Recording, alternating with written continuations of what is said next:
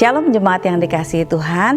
Mari kita sama-sama belajar firman Tuhan hari ini dari Matius 14 ayat 9 sampai yang ke-10. Demikian firman Tuhan.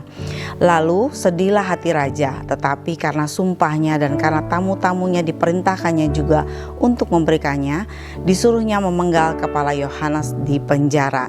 Tema renungan kita hari ini dengan judul berawal dari kebencian.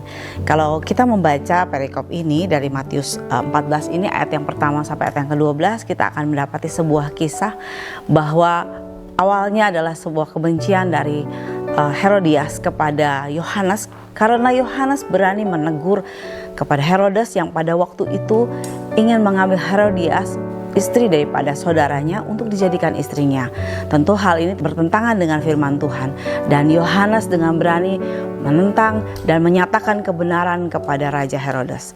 Hal ini membuat kekesalan dalam hati dari Herodias, dan akhirnya dengan segala rencananya dia akhirnya dapat memenjarakan Yohanes, dan di dalam penjara pun akhirnya dia belum puas juga, lalu dia membuat bagaimana caranya sampai akhirnya dia meminta supaya Yohanes Pembaptis ini dipenggal kepalanya.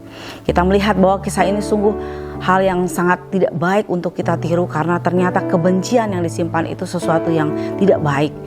Dan di firman Tuhan dikatakan di dalam 1 Yohanes 3 ayat yang ke-15 dikatakan seperti ini. Setiap orang yang membenci saudaranya adalah pembunuh manusia. Betapa luar biasanya kebencian yang kita simpan. Itu sebabnya jangan pernah menyimpan kebencian di dalam kehidupan kita.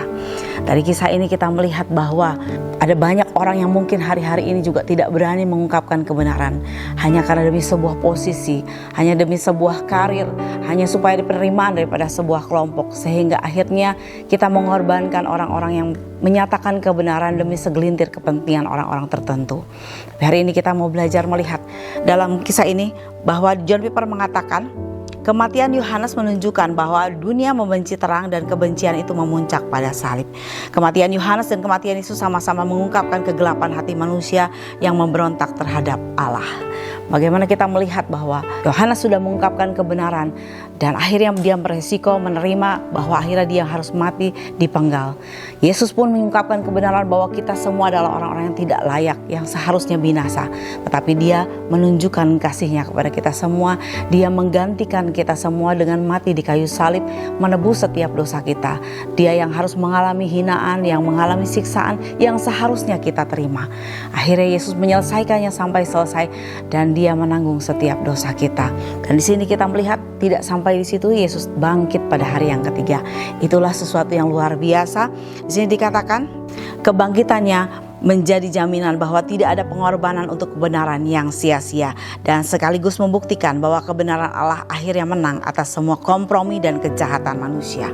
Mari Bapak Ibu semuanya, jika kita melihat hal-hal yang tidak berkenan di hadapan Allah, beranilah untuk mengungkapkan kebenaran, karena bersama Tuhan tidak pernah ada yang sia-sia. Kita akan melihat bahwa Tuhan berkarya atas kehidupan kita.